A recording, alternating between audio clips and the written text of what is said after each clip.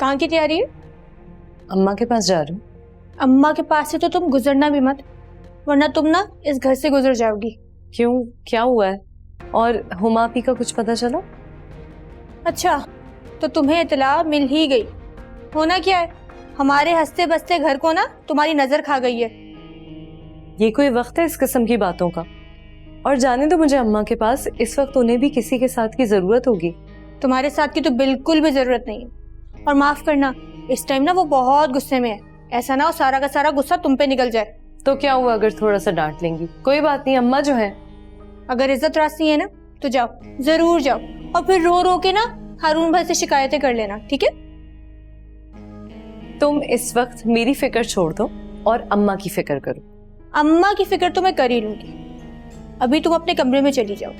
ये ना हो कि अम्मा तुम्हारे बालों से पकड़ के तुम्हें इस घर से बाहर निकाल दे। अभी तो बचाने वाला भी कोई नहीं है।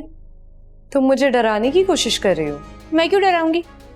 मैं तो खुद तुम्हें इस घर से निकालने के चक्कर में हूँ। आखिर मैंने तुम सब लोगों का बिगाड़ा क्या है? सब कुछ तो बिगाड़ के रख दिया है, और क्या रह गया है? और अगर सही बात समझ नहीं आ रही ना तो इस घर से चुपचाप निकल जाओ बगैर तमाशे के। मैं नहीं जाऊंगी। तो फिर चुपचाप ना अपने कमरे में चली जाओ, वरना मैं यहाँ पे हंगामा खड़ा कर दूंगी और अम्मा आके ना तुम्हारा हशर नशर बिगाड़ देंगी। चलो निकलो ऊपर, चलो।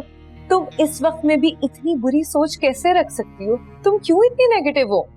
हाँ, ऐसा ही है। अब तुम खुद सोच लो तुम्हारे साथ कितना बुरा हो सकता है। ठीक है, इस वक्त तो मैं जा रही हूँ, लेकिन याद रखना जब तुम्हें अपनी गलती का एहसास होगा उस वक्त तुम्हारे पास सिवाय पछतावे के कुछ नहीं बचेगा। जाओ जाओ, यहाँ से जाओ। अब मैं तुम्हारी इन गहरी बातों में नहीं आने वाली।